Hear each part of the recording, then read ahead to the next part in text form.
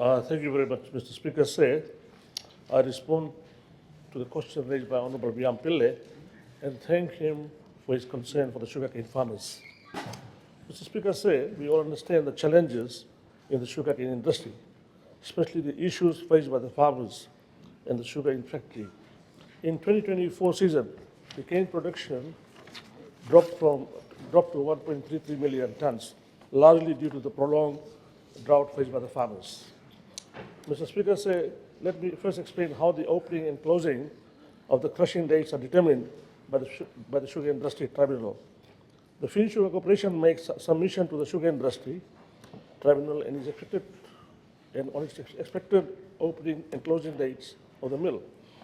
This is done both on the mill's operational throughput and estimated crop on the ground.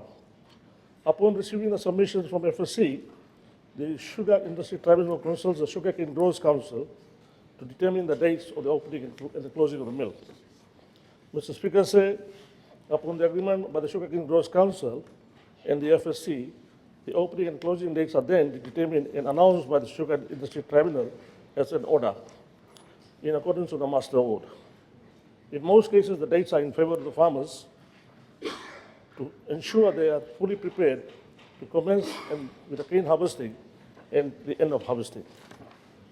Mr. Speaker, for the information of this August House, none of the mills closed prematurely in 2024 harvesting season, but all the three mills extended the crushing length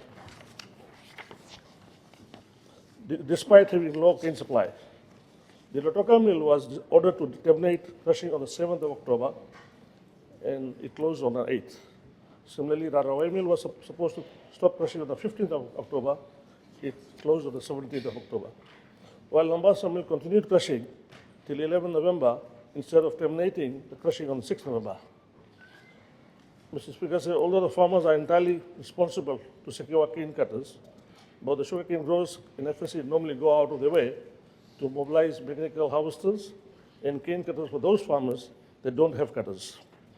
FSC and Sugarcane Growers Council have gone to villages as far as the interior of Namosi and Tailebu provinces to name a few, to search cane cutters, assist the farmers for transportation, to carry cane cutters around, and made arrangements for lorries to ensure maximum cane is harvested before the cane crushing.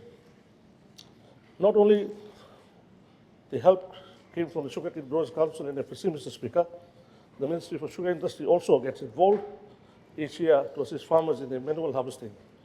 Ministry is spending 320,000 on average annually to pay the engaging of the inmates to help in the cane harvesting. About 10 cane gangs were assisted annually with an average of 12 to 14 inmates per gang. The inmates are able to harvest about 10,000 tons of cane annually. Mr. Speaker, the cost of the ministry bears including hiring of vehicles, wages, and necessary costs for drivers and other utilities, while farmers should pay for the harvesting cost. To engage inmates, the ministry has been signing MOUs with the Fiji Correction Services each year.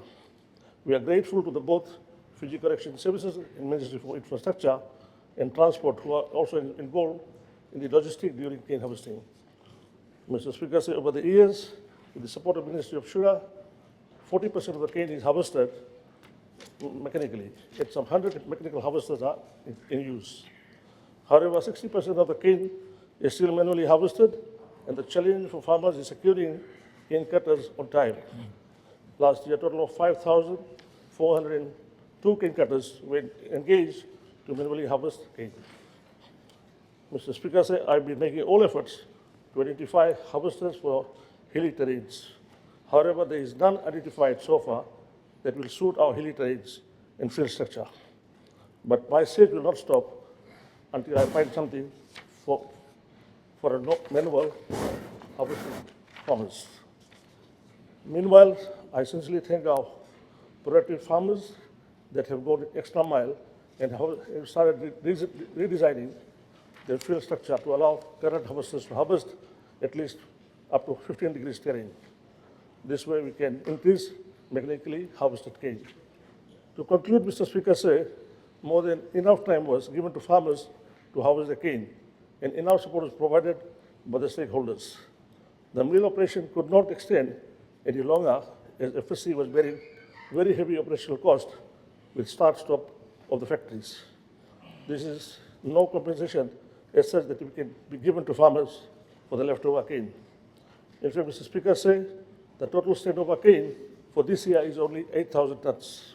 As compared to last year, it was 28,000 tons.